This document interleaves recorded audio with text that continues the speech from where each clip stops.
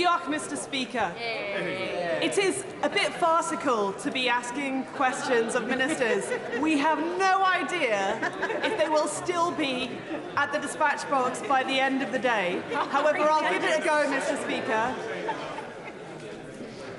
Those in Wrexham need to get easily to Clatterbridge Cancer Centre in my constituency for specialist cancer care. And at the moment, Mr. Speaker, it is too hard because of the quality of public service. So can the Minister, before he leaves, or maybe he's going to stay, just give my constituents and those in North Wales an update on progress on the Wrexham-Bidsden railway line?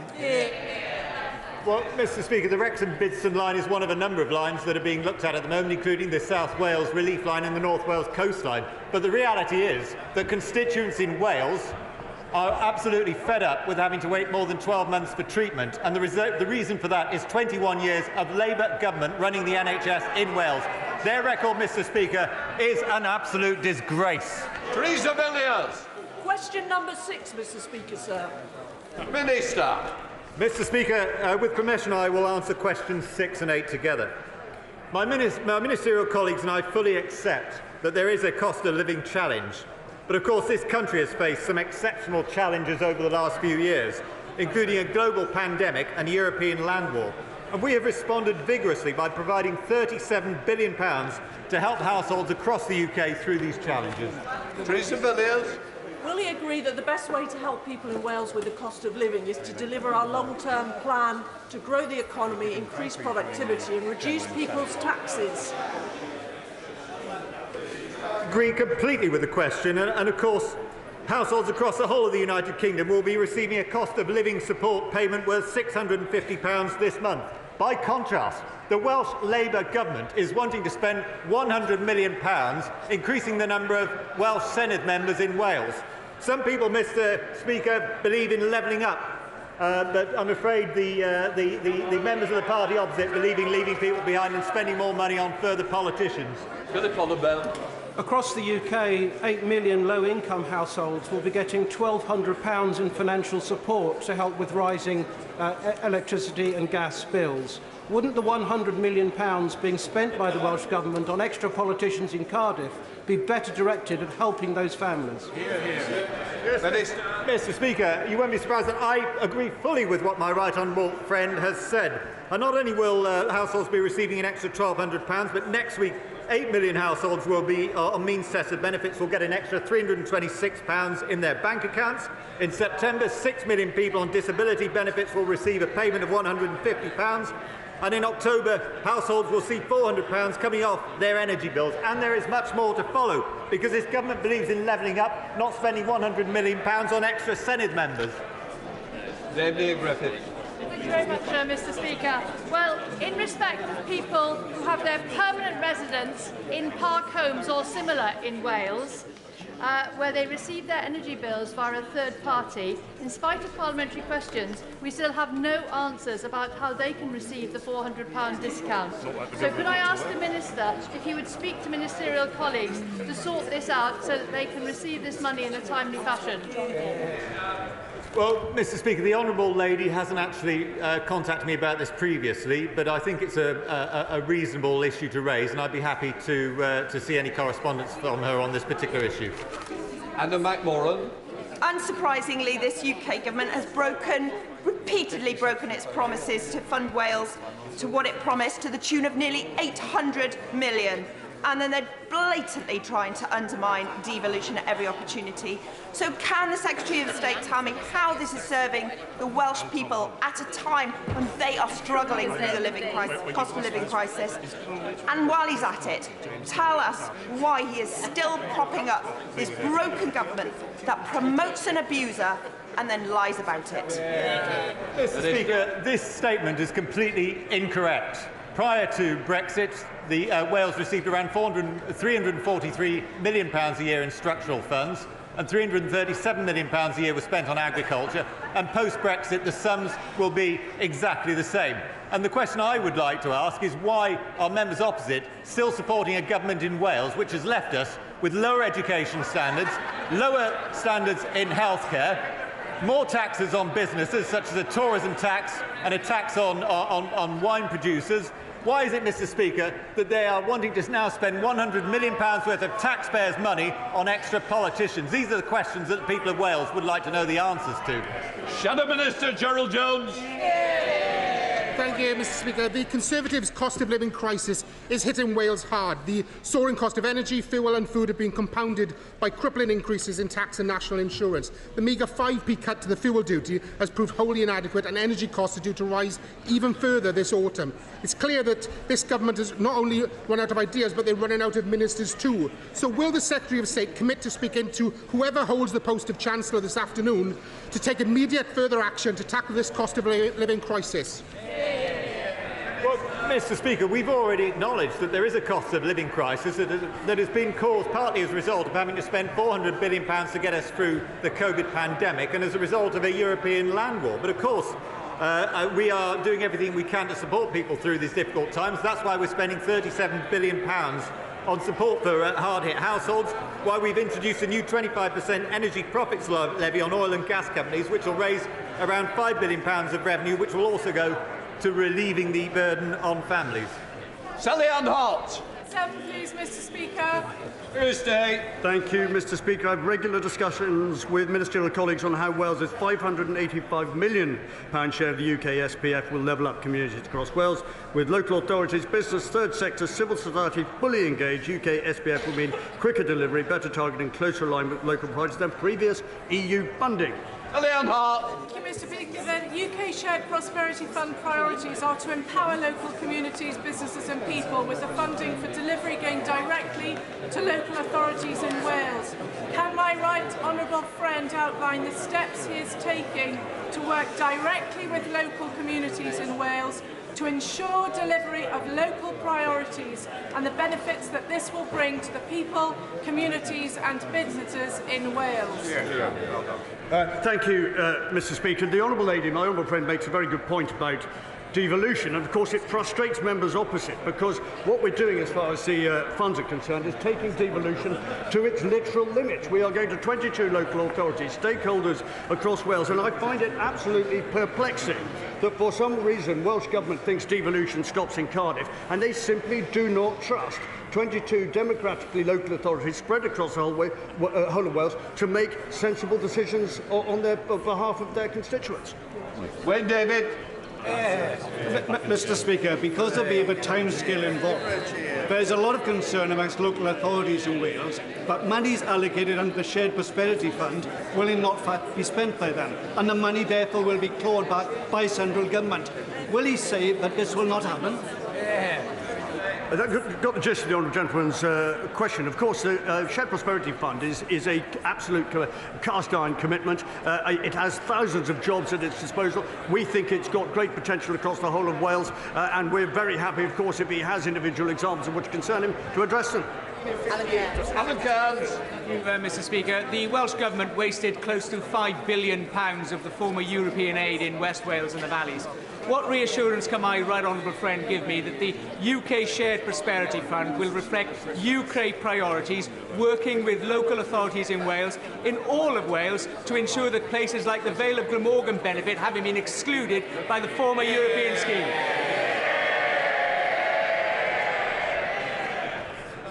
Thank you, Mr. Speaker. My right honourable friend puts his finger on exactly why the Levelling Up Fund and the UK Shared Prosperity Fund is so vital, because what it does is go straight to local communities. It allows them to make bids and decisions on behalf of their constituents and their residents and their ratepayers in a way that no other scheme has previously enabled them to do. That is why it is innovative, and that is why it will lead to sustainable jobs.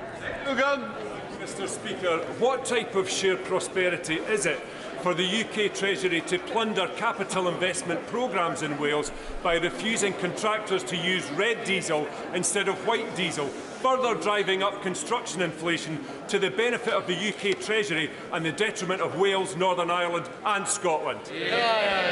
Mr. Speaker, I think it's a question which has really not got any sensible context to it, because the proposals which have been set out either by the Treasury or indeed through Levelling Up and Shared Prosperity funds make it absolutely clear on how those funds will benefit all of communities in a way that they haven't before. And picking sort of specific examples of saying that this is somehow an anomaly overlooks, I think deliberately, all of the criteria which underpins the funding methods I've talked about.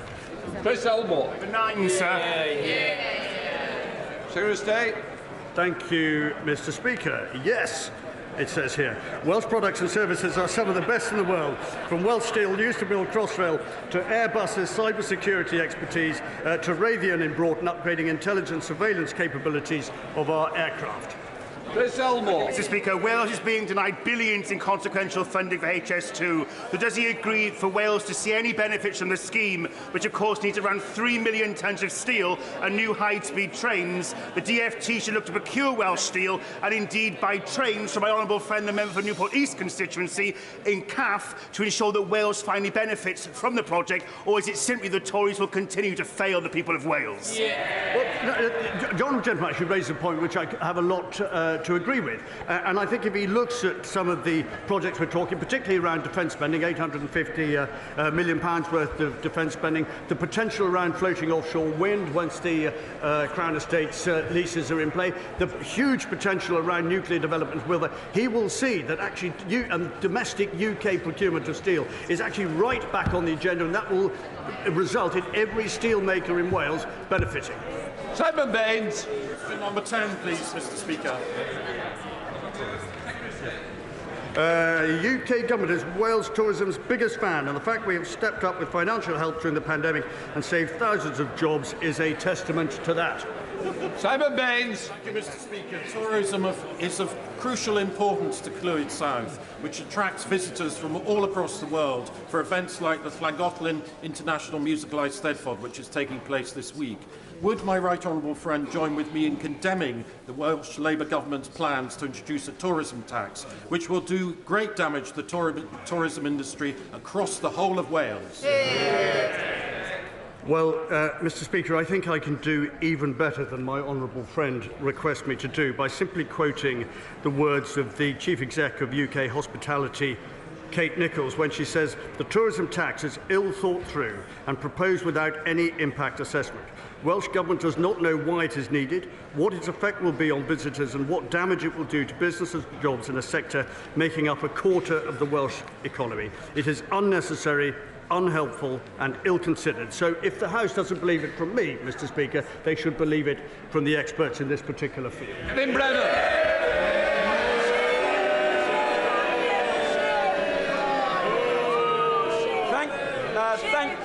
Thank you very much, Mr. Speaker. On the issue of tourism in Wales, a previous Tory leader, when he resigned, actually not only visited Wales, but bought a home in Wales.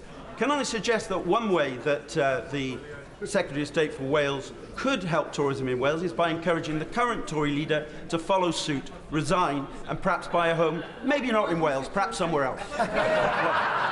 Thank you, Mr. Speaker. Perhaps I could encourage the honourable gentleman to persuade his colleagues in Cardiff, the First Minister, to drop his ridiculous plans for a tourism tax, to drop his ridiculous plans for various other means of punishing successful businesses in Wales. And if he did that, actually, perhaps we could create some lasting jobs in Wales rather than simply listening to his political protestations. Before we come to Prime Minister's questions, I would like to point out that the British Sign Language interpretation of proceedings is available to watch on Parliament Live TV. We now start with questions. Prime Minister Ben Everett. One, please, sir. Prime Minister. Thank you, Mr. Speaker. Today is a big day as we implement the biggest tax cut. For a decade, increasing national insurance thresholds to make tax lower and the tax burden easier. These changes will benefit 30 million people across the UK. And I'm pleased to say that two of those people are seated here in the public gallery today. Mandy Banfield and Alan Calzari, a typical worker, will now save £330 per year, with 70% of employees better off as a result. That is real money for real people. Mr. Speaker, I'm sure the House will also join me in wishing the best of luck to England and Northern Ireland, who are competing in the UEFA Women's Euro 2022 tournament, which starts today, and I'm sure they will both make the nation proud. This morning, Mr. Speaker, I had meetings with ministerial colleagues and others. In addition to my duties in this House, I expect I shall have further such meetings later today. Thank you, sir. Last week, we launched a new approach to combating knife crime in Milton Keynes, which means increased use of stop and search. It means tougher charging and custody, tougher sentencing, faster youth diversion, and more work with parents and communities. Would the Prime Minister agree with me that if you carry a knife in Milton Keynes, you should expect to end up behind bars? Yes, I thank my honourable friend for what he's doing to campaign for tougher sentences in Milton. He's in a campaign against knife crime, and as a result of what the Conservatives have done, adults who are convicted of certain offences involving a knife, including threatening with a knife or a second offence of possession, face a minimum sentence of 6 months imprisonment, Mr. Speaker. And guess who voted against tougher sentences for knife crime? We now come to the Leader of the Opposition, Keir Starmer. Thank you, Mr. Speaker. Today is the start of the Women's Euros, and I know the whole House will wish the Lionesses the very best of luck in bringing football home. Mr. Speaker, it's also... Mr. Speaker,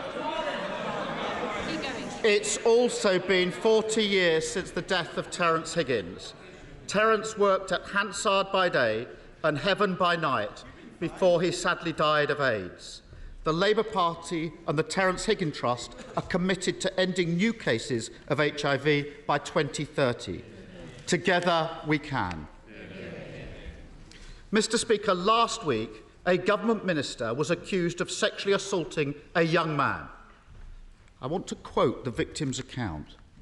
He says, "He grabbed my arse and then he slowly moved his hand down in front of my groin. I froze." I accept that's not easy listening, but it's a reminder to all those propping up this Prime Minister just how serious the situation is.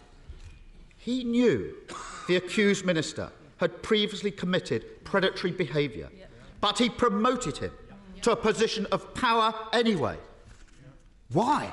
Prime Minister. Mr. Speaker, that individual, the member for Tamworth, no longer has the Conservative whip. He no longer has a job. He is no longer, as soon as I was made aware of the allegation that he has just read out, Mr. Speaker, and the complaint that was made, he lost his status as a Conservative MP, and he is now the subject, Mr. Speaker, of an independent investigation to the Complaints and Grievances panel. And that is entirely right. And I want to say to him, Mr. Speaker, I want to say to him that I abhor bullying and abuse of power anywhere in Parliament, in this party or in any other party. Keir Starmer. None of that explains why he promoted him in the first place. And we've heard it all before. We know who he really is. Before he was found out, he's reported to have said he's handsy. That's the problem. Pincher by name, pincher by nature. Now, has the Prime Minister ever said words to that effect? And I'm not asking for bluster and half-truth. We've all had enough of that. Yes or no? Prime Minister. Mr. Speaker, I'm not going to trivialise what happened. Yes, Mr. Speaker. Yes, Mr. Speaker. I'm not, because there's very serious complaints have been raised against the member for Tamworth, and they're now being investigated, Mr. Speaker. It is true. It is true that a complaint was raised when he was in the Foreign Office, and the matter was resolved. It's absolutely true. It's absolutely true, Mr. Speaker, that it was raised with me. I greatly regret that he continued in office, and I've said that.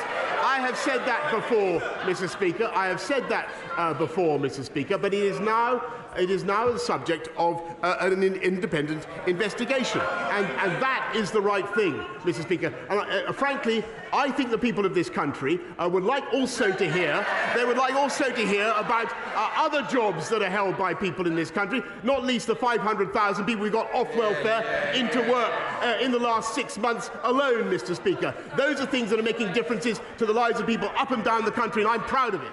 Keir Starmer. No one's cheering that. No denial. And he says the matter was resolved when he means it was upheld. Exactly. And they're all sitting there as if this is normal behaviour. Exactly. When that young man reported his attack to a government whip, she asked him if he was gay. When he said that he was, she replied, "That doesn't make it straightforward." That comment will sicken anyone who's experienced sexual assault and then be made to feel like they somehow asked for it, or who worry that prejudice means their complaint won't be taken seriously. Will he apologise for those disgraceful comments on behalf of his government? Mr. Speaker, I've already said that I regret very much that the member for Tamworth continued to hold office after the complaint was made against him in the Foreign Office, and it was resolved in the Foreign Office. His apology was accepted, but clearly that was not enough. And in hindsight, Mr. Speaker, I should have realised that he would not change. However, when it came to the Friday of last week, and when I was given the information that he's read out about the complaint that was made against the honourable member, I acted immediately, Mr. Speaker, and I took the whip away from him. And we will not tolerate that kind of behaviour in this or any other party, Mr. Speaker. And what we also want to do is to help people up and down the country with the things that also matter to them, like cutting their taxes, Mr. Speaker, by £330 this year, which is what we're doing. Keir Starmer. Doesn't that just sum him up? Awful behaviour, unacceptable in any walk of life. It's there for all to see, but he ignores it. It was the same when his ally was on the take from the lobbyists. It was the same when his Home Secretary was bullying staff. It was the same when taxpayers' money was being abused. And it was the same when he and his mates parted their way through lockdown. Anyone quitting now, after defending all that, hasn't got a shred of integrity. Mr. Speaker, isn't this the first recorded case of the sinking ships fleeing the rat? Mr. Speaker, look, he talks about. He should hear what his lot say about him, Mr. Speaker. He talks about integrity. He wanted to install the member for Islington North into number 10, Mr. Speaker. That's what he wanted to do. Imagine what our country and what the world will be like now. He talks about integrity. He voted 48 times to overturn the will of the British people and take us back into the European Union. And by the way, listening to his muddled speech the other day, that is exactly what he would do again. Mr. Speaker, he talks about integrity, but Mr. Speaker, he has voted time and time again against sanctions on criminals that would put them behind bars. This is the government that is tough on... I'm sorry, he talks about integrity. He is himself facing a criminal investigation, Mr. Speaker, which he asked me to resign. Keir Starmer. What a pathetic spectacle. The dying act of his political career is to parrot that nonsense. Yep. And as for those who are left, only in office because no one else is prepared to debase themselves any longer, the charge of the lightweight brigade. Some self-respect. Mr. Speaker, for a week, he's had them defending his decision to promote a sexual predator. Every day, the lines he's forced them to take have been untrue. First, that he was unaware of any allegation. Untrue. Then, he was unaware of any specific allegation. Untrue. Then he was unaware of any serious specific allegation. And now he wants them to go out and say that he simply forgot that his whip was a sexual predator. Anyone with anything about them would be long gone from his front bench. In the middle of a crisis, doesn't the country deserve better than a Z-list cast of nodding dogs? Prime Minister. Well, Mr. Speaker, it's exactly when times are tough and when the country faces pressures on the economy and pressures on their budgets, Mr. Speaker, and when we have the biggest war in Europe for 80 years, Mr. Speaker, that is exactly the moment that you'd expect a government to continue with its work, not to walk away, Mr. Speaker, and to get on with our job and to focus on the things that matter to the people of this country. And so we're not only cutting taxes today, Mr. Speaker, we're putting £1,200 into every one of the 8 million most vulnerable households in the country, Mr. Speaker, thanks to the strength of our economy and thanks to the decisions that we took, Mr. Speaker, which he opposed at the time. Here's Sama. The only thing he's delivering is chaos. I started this session with a quote from the young victim in all this, how he froze when he was attacked. When I was prosecuting rapists, I heard that from victims all the time. Victims said they froze because it's not about sex, it's about power. And the power the disgraced government minister had was handed to him by that Prime Minister. And he's only in power because he's been propped up for months by a corrupted party defending the indefensible. So it's no longer a case about swapping the person at the top. Isn't it clear? The only way the country can get the fresh start it deserves is by getting rid of the lot of them.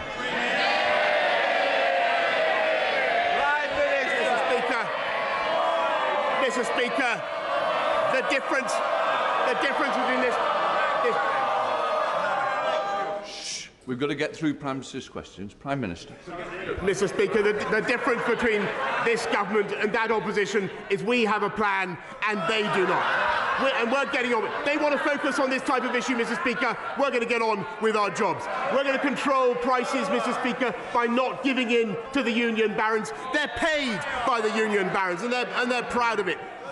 We were the first European country to arm the Ukrainians, Mr. Speaker. I'm proud of that. And those guys, Mr. Speaker, the party opposite, not only do they want to put Mr. Corbyn into number 10, the member for Islington North, but 8 of them, including the shadow Foreign Secretary, the shadow Deputy Leader, and 6 others, voted to get rid of our independent nuclear deterrent, Mr. Speaker. Today we are cutting taxes, we're helping 500,000 people into work, and thanks to the strength of our economy, we're helping people up and down the country, and we are going to continue to deliver on the mandate I was given.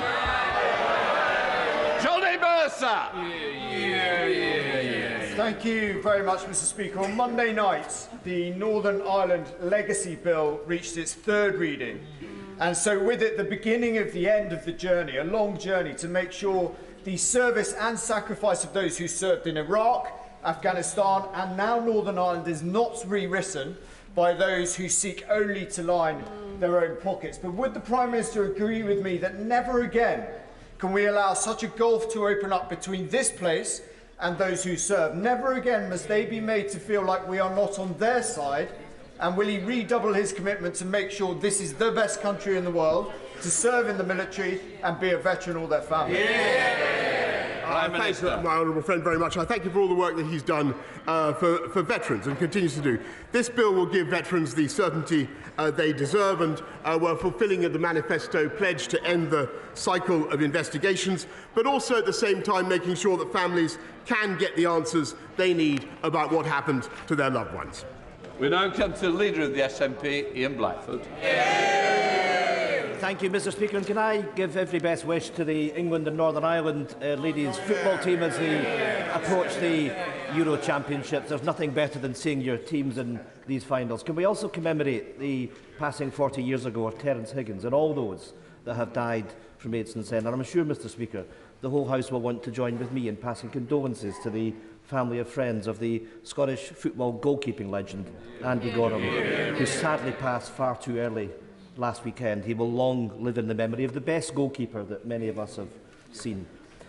Mr. Speaker, it's easy to forget that only 10 days ago the Prime Minister was dreaming of a third term.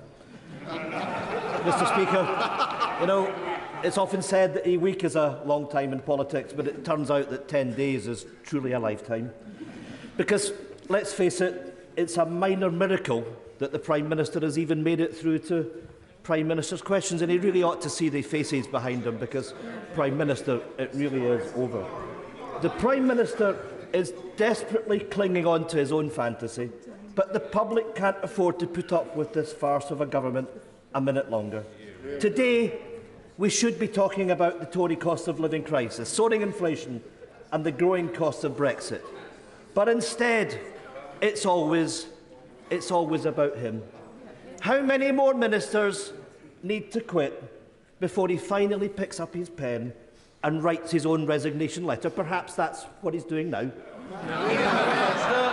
Actually, Mr. Speaker, I was just jotting down some notes on his question, which I thought was excellent when he was talking about the economy, because that is the issue that the country faces, and that is where this government is introducing, I think, the most important solution: helping families up and down the country with £1,200 going into their bank accounts right now, cutting taxes for 30 million people, £330 tax cut, and helping 500,000 people into work through the Way to Work scheme. That is a fantastic thing to be getting on and doing. That is the priority of this government, and that's what I'm going to focus on. I'm glad he likes it. Ian Blackford. My goodness, nothing to see. We should all move on if we live in the world of the Prime Minister. You know, a few weeks ago I compared the Prime Minister to Monty Python's Black Knight. Actually, turns out I was wrong. He's actually the dead parrot. Whether he knows it or not, he's now an ex-Prime Minister. But he will leave behind two deeply damaging legacies. I hope the dishonesty of his leadership follows him out of the Downing Street door. But the other legacy is that of Brexit. And that will stay, because I'm sad to say that the Labour Party now fully supports Brexit. Mr. Speaker, Scotland wants a different future, not just a different Prime Minister. So if the Prime Minister won't resign, will he call a general election and allow Scotland the choice of an independent future, free from the control of Westminster? Prime Minister. Mr. Speaker, I noticed that his remark that the Labour Party have given up on returning to the European Union was not greeted with rapture by the benches opposite, and that's because it's not true. They want to go back in just as he does. I think that is a terrible mistake. It would be anti-democratic, Mr. Speaker. And as for the referendum that he wants, well, we had one of them, as I've told him before, in 2014. Thank you, Mr. Speaker. Does the Prime Minister think there are any circumstances in which he should resign?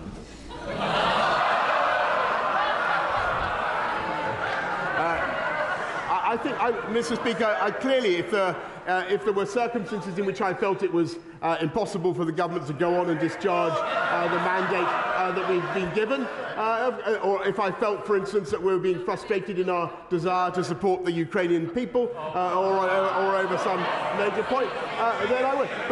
But frankly, Mr. Speaker, the job of a Prime Minister in difficult circumstances when he's been handed a colossal mandate is to keep going, and that's what I'm going to do. There's Savile Roberts. Well, there you have it, Mr. Speaker. Once again, the Prime Minister, he puts political survival before public duty. But people can see, even if he goes, it's not an if, it's a when, isn't it? The same Westminster arrogance will continue to dictate our futures in Wales. Does he want a medal for being the best recruiting sergeant for independence we could wish for? Actually, Mr. Speaker, ever I look around the United Kingdom, I had a great talk with Mark Drakeford the other day, as well as talking to Nicola Sturgeon. I see the bonds of our union being strengthened the whole time, and I'm confident that they will continue to do so. Link Drummond. Thank you very much. Thank you, Mr. Speaker. The government's town centre and levelling up funds have been very successful around the country, but there are a few town centres, like Waterlooville in Mearn Valley, that are in desperate straits and haven't managed to get any funding, get a scheme into the present round of funding. Can my honourable friend assure me that future funds will be available to help declining high streets become fit for the 21st century and survive the post-pandemic? I thank my honourable friend, and she's a great champion for Mearn Valley, and I will make sure that she gets a meeting with the Minister for Levelling Up at the earliest opportunity.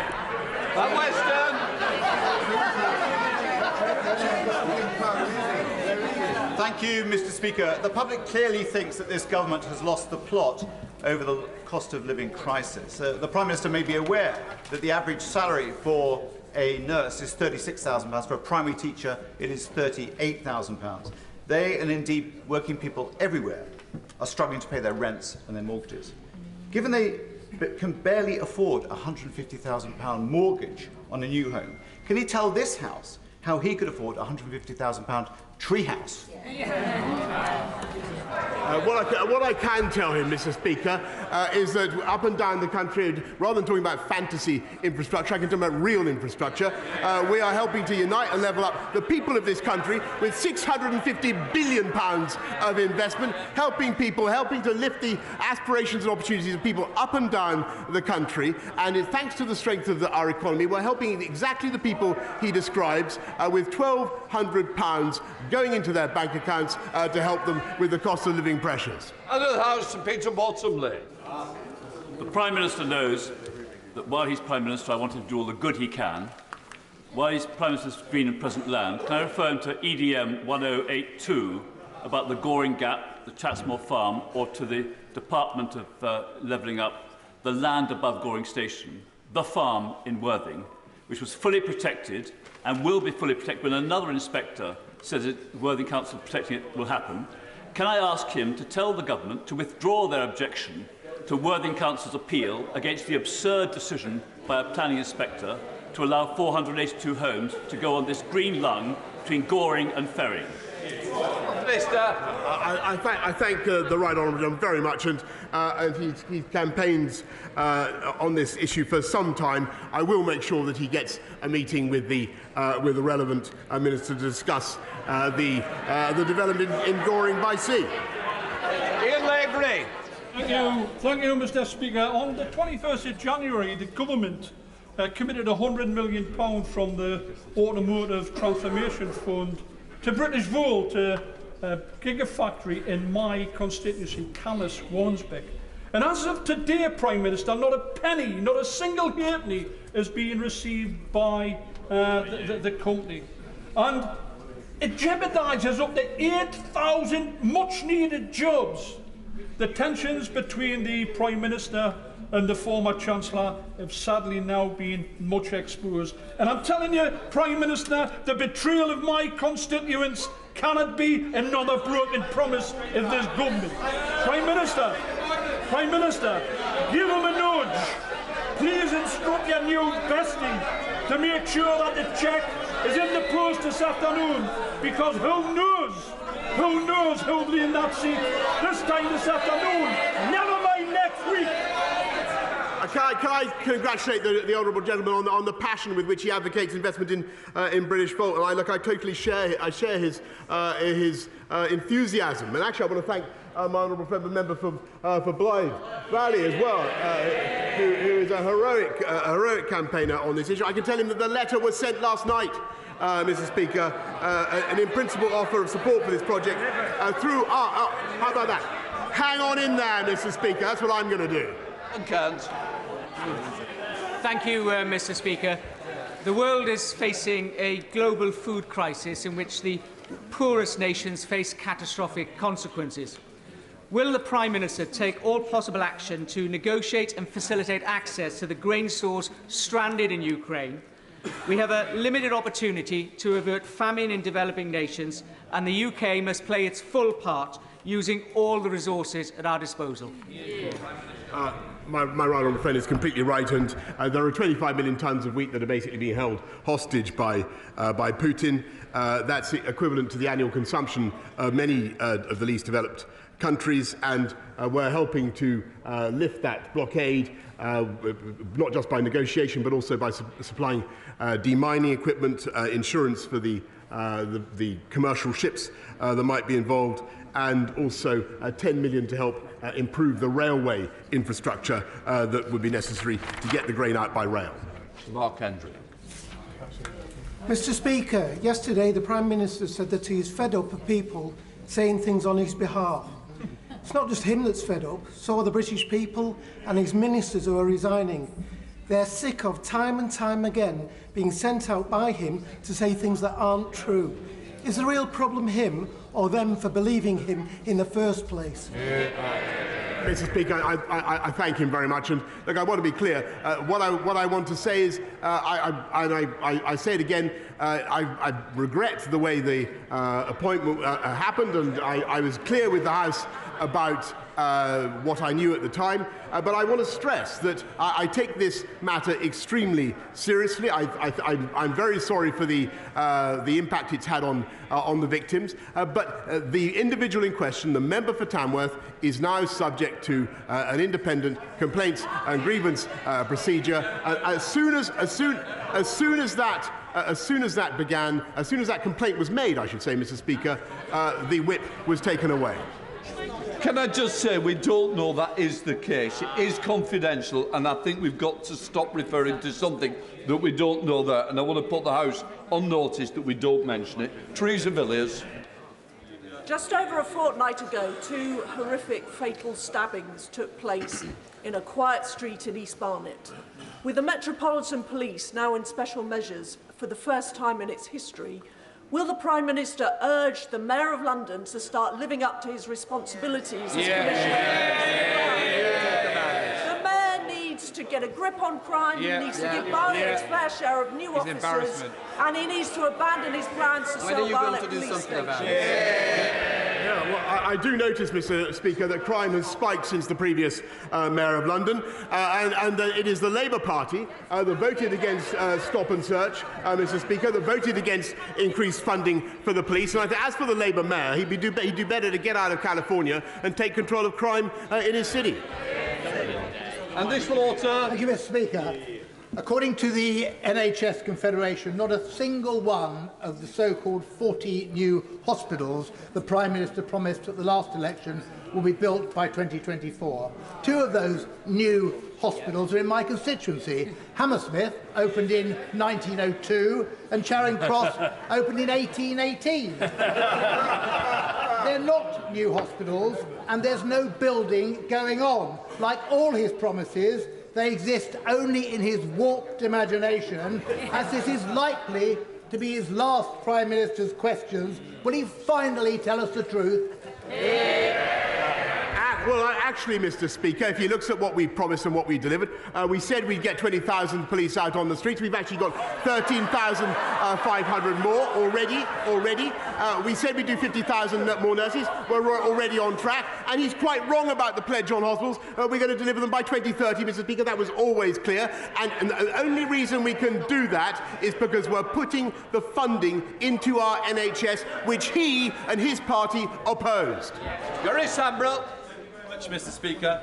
Yesterday, in an attempt to boost morale in the tea room, the Prime Minister said at a table, but there were 7 people, MPs in the Carlton Club last week, and one of them should have tried to intervene to stop Chris from drinking so much.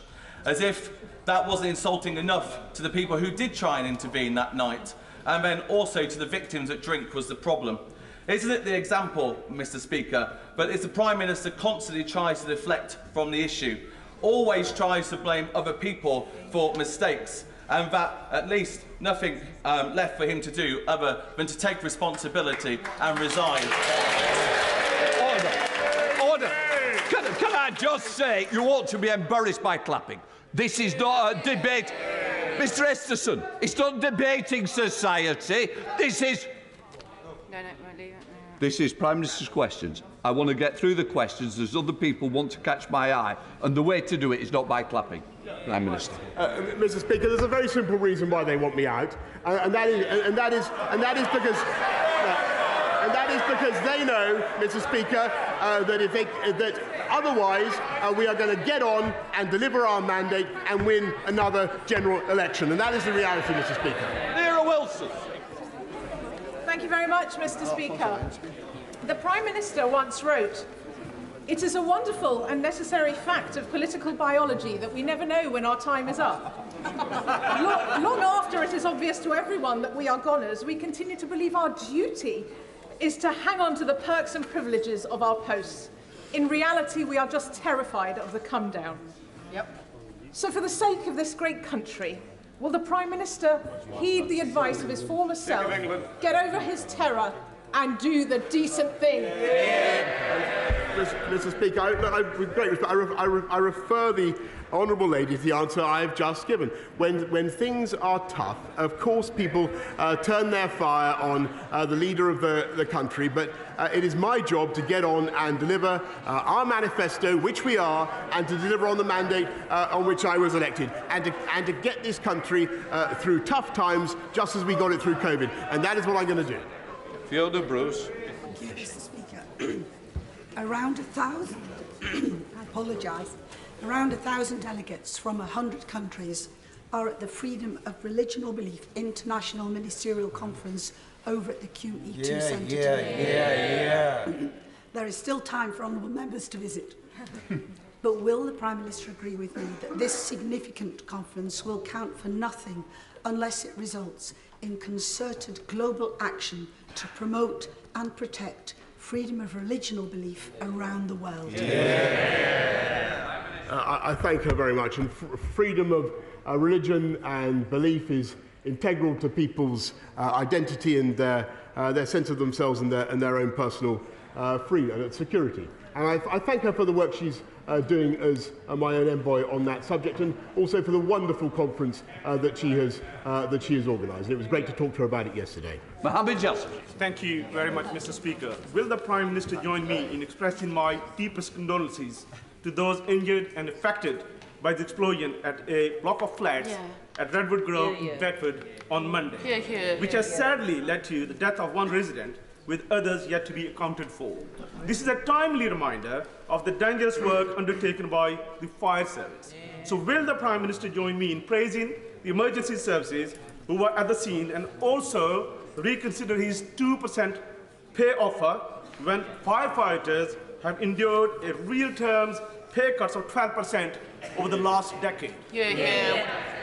I thank him very much, and and I share very much his support for the firefighters of our country. They do an incredible job, and overall it's a testament to their work that deaths from fire over a long period have on average been decreasing, thanks to the work that they put in. We will do our best to look at the public sector pay review body offer and do our best to fund them as much as we can, but everybody knows the inflationary pressures that this country is now under. We don't want to have pay increases that are simply swallowed by price increases. David Johnson. Thank you very much, Mr. Speaker. The North Morton in my constituency was dubbed Britain's kindest village because this 160 wait for it because this 160 home village committed to take 50 Ukrainian refugees. And it has them all with them now. In the gallery today, there is a group of those hosts and some of the Ukrainians that they are hosting, including 2 young people who hope to go into Ukrainian politics in the future.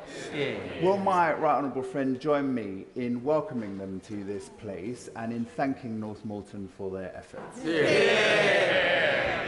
I thank him very much for what he's doing to host young Ukrainians. Thank everybody actually in this House who's looking after Ukrainians. I think a lot of people are doing that. And can I say, I believe it's the wish of this entire House that those young people should grow up to live in a free, independent, democratic and sovereign Ukraine.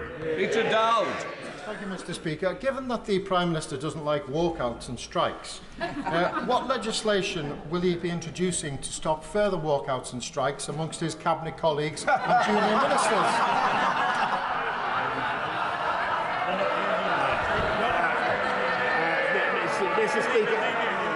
Mr. Speaker. I think that the whole House will have observed the brilliant performance on the radio this morning by the new Chancellor of the Exchequer. And that's no disrespect to the former Chancellor of the Exchequer, but what I think it shows, Mr. Speaker, is that in common with many sectors of the UK economy, there is a ready supply of skilled labour in the upper reaches of the Conservative Party. David Davis. Thank you, Mr. Speaker. I'd like to draw the Prime Minister's attention to the words he used in response to my right honourable friend, the member for Worthing, when he asked the question earlier. 6 months ago, I called on the Prime Minister to resign because even then it was clear that his approach to leadership and integrity was already creating a pipeline of problems that would paralyse proper government. Today, I ask him to do the honourable thing, to put the interests of the nation before his own interests, and before, in his own words, it does become impossible for government to do its job. Prime Minister. I thank him very much for the point that he's made again. I've just got to, I respect. I just couldn't disagree with him more. Look at what the government is doing today. Cutting taxes for 30 million people. We've just completed a programme to get 500,000 people off welfare into work, Mr. Speaker. And thanks to the strength of our economy, thanks to the position that we're now in, which was because of decisions that we took that they opposed, and it's to never forget. We are able to give £1,200 to 8 million of the poorest and most vulnerable families in this country. That is the right thing to do. We're getting on with it, and we will continue with our active and energetic programme for the benefit of this country, uniting and levelling up and unleashing the prosperity of the entire nation. Final question, Clive Betts. The Local Government Association has told us that over 400 families who've come to this country from Ukraine under the family scheme have subsequently presented themselves as homeless to local authorities. Because the local authorities haven't got enough accommodation, those people are going to end up in temporary accommodation. There's a simple answer. Local authorities could be allowed to contact the many thousands of people who volunteered to provide homes under the Homes for Ukraine scheme. The problem is the government doesn't allow families to transfer from the family scheme to the home scheme. When will the Prime Minister act to ensure people who've come thousands of miles to this country aren't placed in temporary accommodation, but we take on the generosity of those families who are willing to offer them a home? I thank you very much for the very valuable point that he's raised, and we will make sure that families are able to cross over from one scheme to another and to simplify and speed up the process. But I don't think that should take away, Mr. Speaker, from the generosity of this country in welcoming Ukrainians. 135,000 visas have so far been issued through our uncapped scheme, both the family scheme and the Homes for Ukraine scheme. It's changing the lives of those Ukrainians, and I think we should all be proud of what we are doing. We now come to the personal statement. I call Sajid Javid. Mr. Speaker, I'm grateful for your permission to make this statement. Yesterday, we began our day together. You, I, my right honourable friend, the Prime Minister, and members from right across this House, when we broke bread together at the Parliamentary Prayer Breakfast. And we listened, all of us, to the words of Reverend Les Isaac, who spoke about the fact that responsibility that comes with leadership, the responsibility to serve the interests of others above your own, and to seek common ground of your party, your community, and above all, your country. Now, colleagues will be forgiven for my sense of déjà vu. Despite what it might seem, I am not one of life's quitters. I didn't quit when I was told that boys like me don't do maths. I didn't quit when old school bankers said I didn't have the right school ties. And I didn't quit when people in my community said that I should not marry the love of my life. I care deeply about public service and giving back to this country that has given me so much. That is why, when I got the call from my right honourable friend, the Prime Minister, just over a year ago, I didn't hesitate to serve again. It was a critical time for our country. Tough decisions needed to be made about when we were going to come out of lockdown about supporting the National Health Service and the care sector under unprecedented strain. It has been an absolute privilege of my life to have been trusted with these responsibilities, and I can only hope that my best has been good enough. It has undoubtedly also been one of the toughest roles that I've had so far. The gravity of Home Office decisions, the scale of Treasury decisions, but nothing matters more than the health of your people, of the British people, especially and in the wake of a pandemic. Caring for people's health and well-being is truly a noble vocation. And so I would like to take this opportunity to pay tribute to all of those across the country working in health and care sectors, as well as those that I worked so closely with in my old department, DHSC, and in the NHS. There is so much that I planned for the long-term reform of our health and care systems, and it is a wrench to leave that important work behind. Now, when I last gave a personal statement from this seat, I spoke about the importance of institutions and conventions. Today, it is about the importance of integrity. And don't worry, there's not going to be a series of these. Institutions and integrity are both central pillars that underpin our great democracy. It doesn't matter what your political perspective is in this House. I believe that we are all motivated by the national interest, and that the public expects us all of us, to maintain honesty and to maintain integrity in whatever we do. This is not an abstract matter. We've seen in great democracies what happens when divisions are entrenched and not bridged. We cannot allow that to happen here. We must bring the country together as one nation. Effective governance inevitably requires loyalty and collective responsibility. Of course it does. And I'm instinctively a team player. And I have completely focused on governing effectively over the last year. But treading the tightrope between loyalty and integrity has become impossible in recent months. And, Mr. Speaker, I will never risk losing my integrity. I also believe a team is as good as its team captain, and that a captain is as good as his or her team. So loyalty must go both ways. The events of recent months have made it increasingly difficult to be in that team. It's not fair on ministerial colleagues to go out every morning defending lines that don't stand up and don't hold up. It's not fair on my parliamentary colleagues who bear the brunt of constituents' dismay in their inboxes and on their doorsteps in recent elections. And it's not fair on Conservative members and voters who rightly expect better standards from the party they supported. When the first stories of parties in Downing Street emerged late last year, I was personally assured at the most senior level by my right honourable friend's then team that, and I quote, there had been no parties in Downing Street and no rules were broken. So I gave the benefit of doubt. And I went on those media rounds to say that I'd had those assurances from the most senior level of the Prime Minister's team. Then we had more stories. We had the Sue Gray report, a new Downing Street team. I continued to give the benefit of the doubt. And now this week again, we have reason to question the truth and integrity of what we've all been told.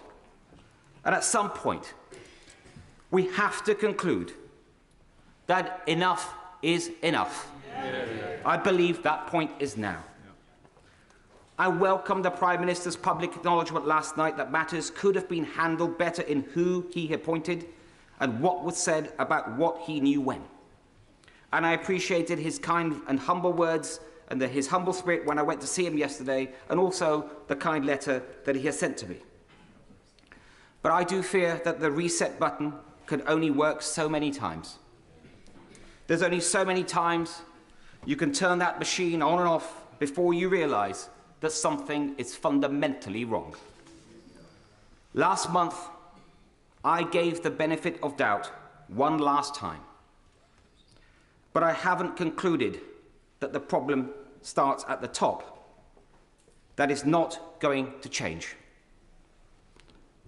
I have concluded that the problem starts at the top, and I believe that is not going to change. And that means that it is for those of us in a position who have responsibility to make that change. I wish my Cabinet colleagues well, and I can see they have decided to remain in the Cabinet. They will have their own reasons. But it is a choice. I know just how difficult that choice is. But let's be clear. Not doing something is an active decision. I am deeply concerned about how the next generation will see the Conservative Party on our current course. Our reputation, after 12 years in government, depends on regaining the public's trust. This is not just a personal matter. The philosophy and perception of Conservatives depends on it. It is central to the Conservative ideal that we believe in decency, in personal responsibility, and in social justice enabled by conventions and the rule of law. The Conservative mission to extend freedom and prosperity and opportunity is all at risk if we cannot uphold that ideal. And, Mr. Speaker, it is not only the Conservative Party is not the only great institution in need of urgent repair. Like everyone in this House, I have been dismayed by the drip of stories of harassment and worse by members of this House. So I'm also concerned about how the next generation will see this House and the health of our democracy. In recent years, trust in our roles has been undermined through a series of scandals. But the one thing we can control is our own values and behaviours. So it is incumbent on all of us to set high standards for ourselves and to take action when they are not met by others. Mr. Speaker, I'm grateful for the messages of support that I've had from many members of this House and beyond. I got into politics to do something, not to be somebody. So it is hard in one way, but not in another. Being a good father, a husband, a son, and a citizen is good enough for me. And if I can continue to contribute to public life and my party from the backbenches, it will be a privilege to do so. Can I say to the House, there will be no more personal statements today.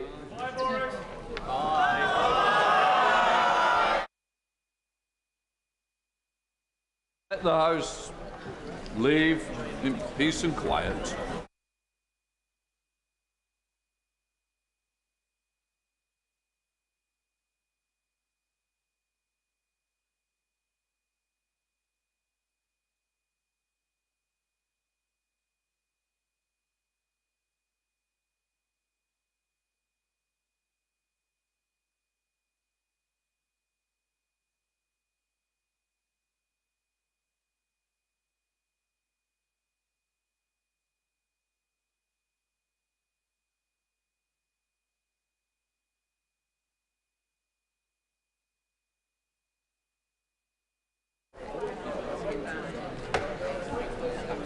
Thanks, Mr. Speaker, for allowing me that time.